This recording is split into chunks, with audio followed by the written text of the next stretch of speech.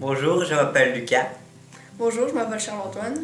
Nous avons interviewé des personnes âgées sur la guerre 14-18, mais nous avons vite remarqué qu'ils n'avaient pas beaucoup de souvenirs parce que beaucoup n'ont pas vécu la guerre, ils n'étaient pas nés et leurs parents ne leur parlaient pas beaucoup de la guerre car c'était un sujet tabou. Ils nous ont expliqué que les parents n'aimaient pas leur parler de ça parce que c'était quand même pas vraiment de bons souvenirs et voilà, ils n'aimaient pas parler de ça, ils préféraient voir la vie après la guerre que reparler de ça.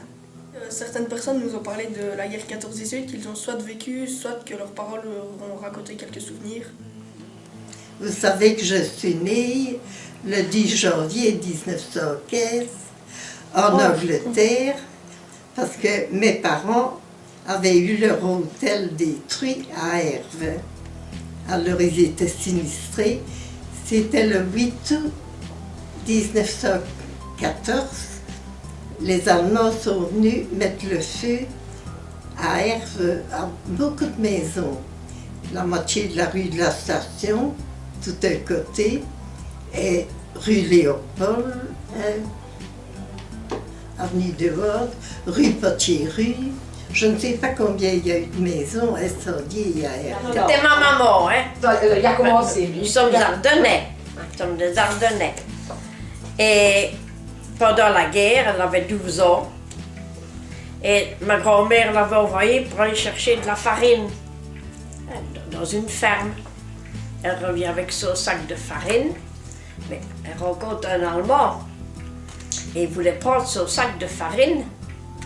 Et maman ne voulait pas lui donner, elle voulait le porter à la maison. Hein. Et l'Allemand, alors, pour la punir, et bien alors, il l'a enfermée dans la gare de Grand-Halleux, qui servait de prison. Donc, elle a passé la nuit en prison. Il y avait d'autres personnes aussi, mais les parents ont cherché toute la nuit. Hein, après elle. Alors, ils sont allés trouver le bourgmestre, qui parlait bien l'allemand, lui. Alors, il est allé trouver le chef. Et ma maman, elle aurait été libérée.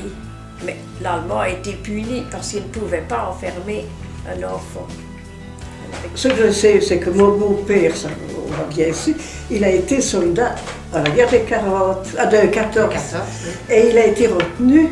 Il a été, quand on a jeté, il était dans les tranchées à l'Isère, et quand on a jeté du gaz, il a été pris très fort par le gaz.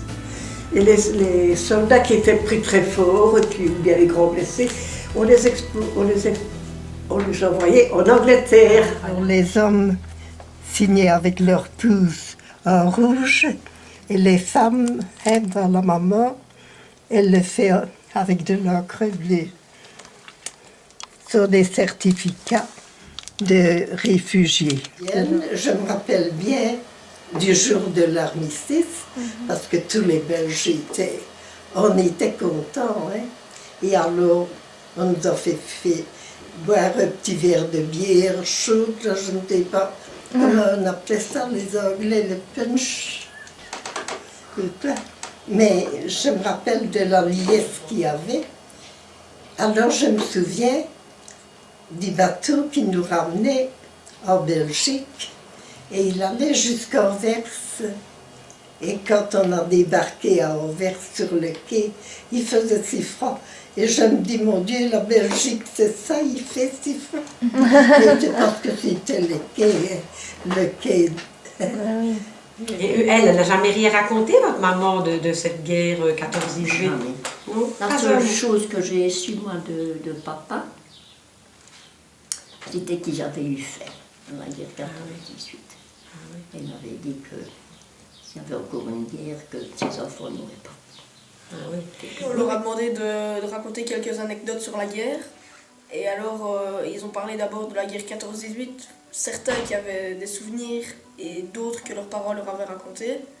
Mais sinon, la plupart ont raconté directement des souvenirs de la guerre 40-45. Tu vois, je crois qu'en 14-18, ils étaient plus méchants qu'en 40.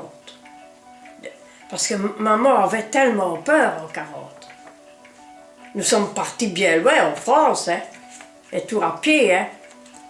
Nous avions, enfin je parle de 40 hein, maintenant, nous avions, maman, nous sommes tout le temps à pied et on marchait beaucoup la nuit.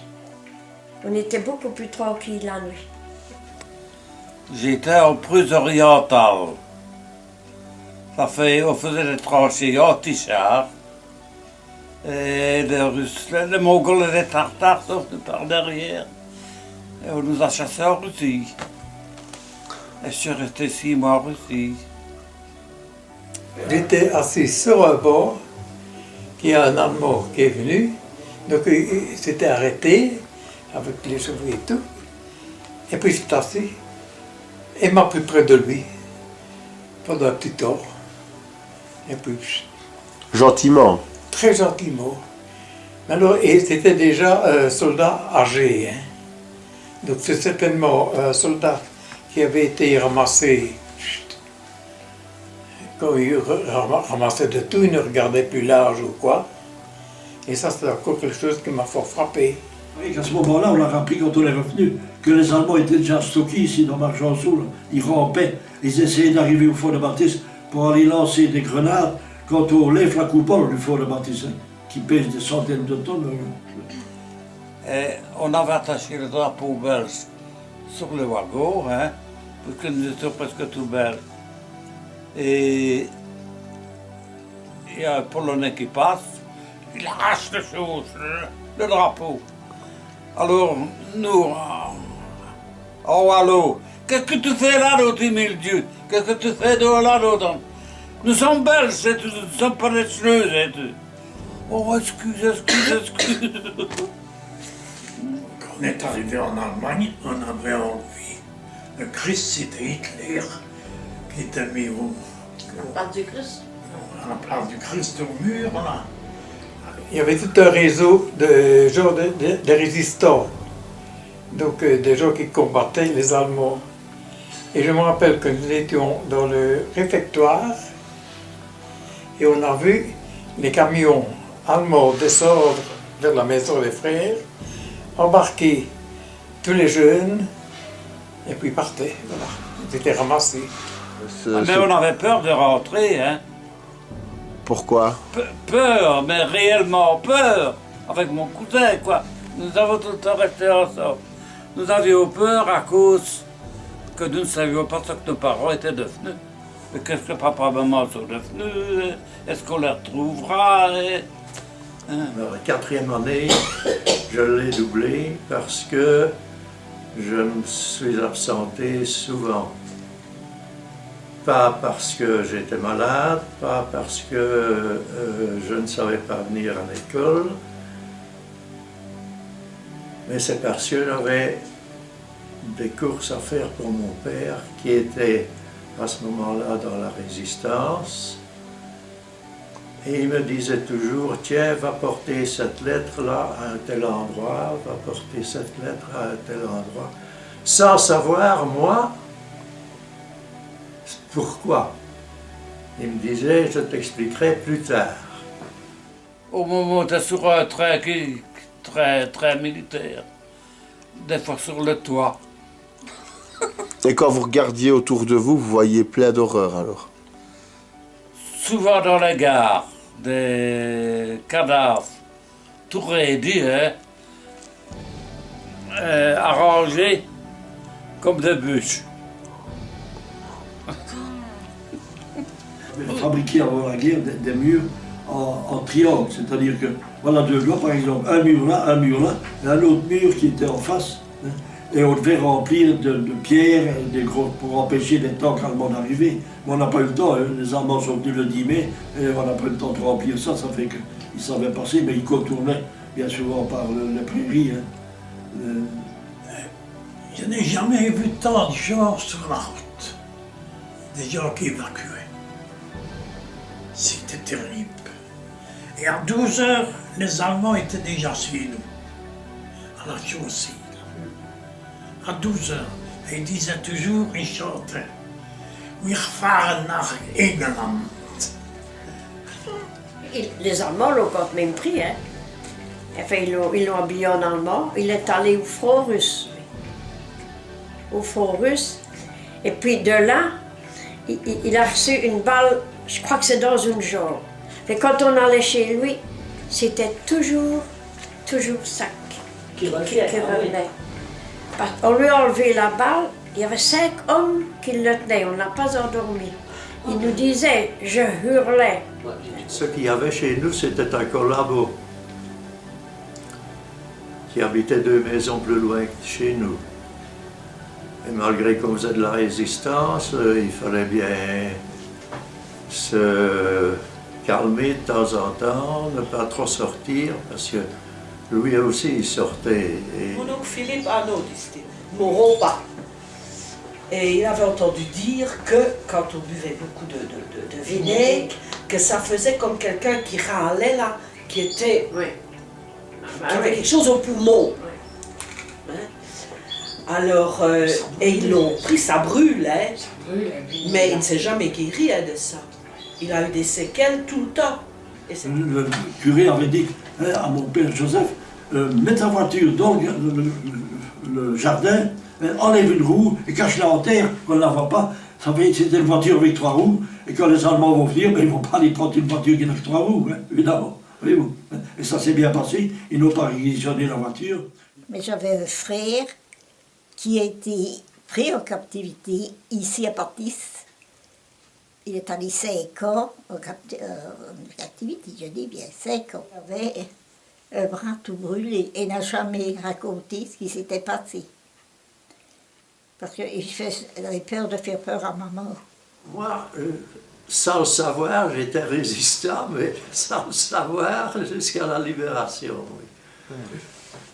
Une fois qu'on attrapait un propagandiste allemand, eh bien, on leur coupait les cheveux, rasés complètement. Un jour, 2 Allemands sont venus par derrière, dans le jardin et dans la cuisine, où nous étions, là, chez le doyen, et ils prétendaient qu'il y avait des soldats qui étaient belges, qui étaient cachés au clocher de l'église et qui tiraient sur eux de là au-dessus.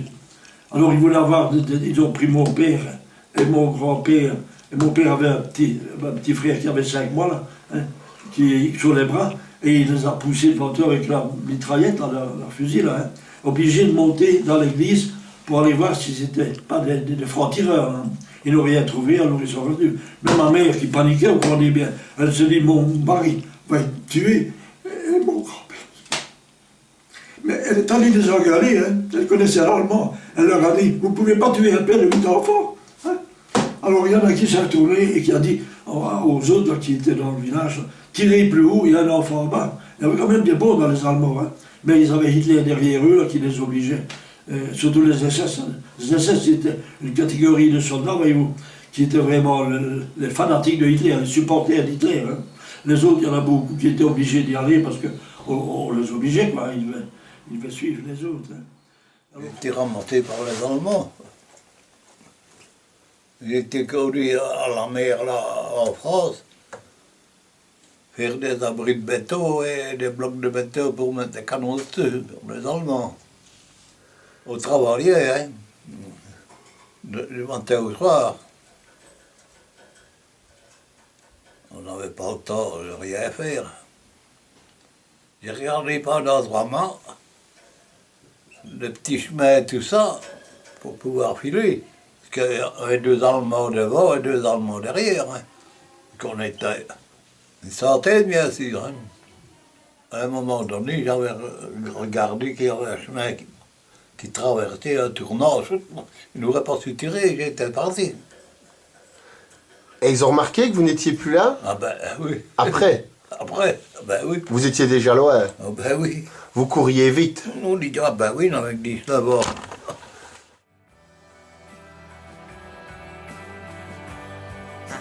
C'était intéressant d'apprendre des choses sur la guerre, des choses qu'on ne savait pas.